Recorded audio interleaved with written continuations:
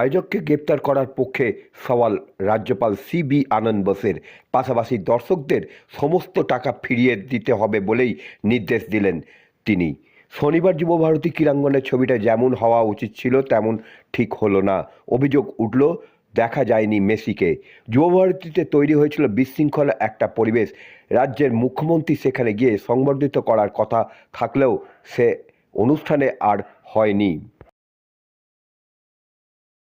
যারা দেখতে পাচ্ছেন না নিজেদের আইডলকে, নিজেদের সুপারস্টারকে, আশা করি তারা এখন হয়তো দেখতে পাচ্ছেন। আমরা আমাদের পক্ষ থেকে প্রচেষ্টা চালিয়ে যাচ্ছি। একটু সামনের দিকটা খালি করে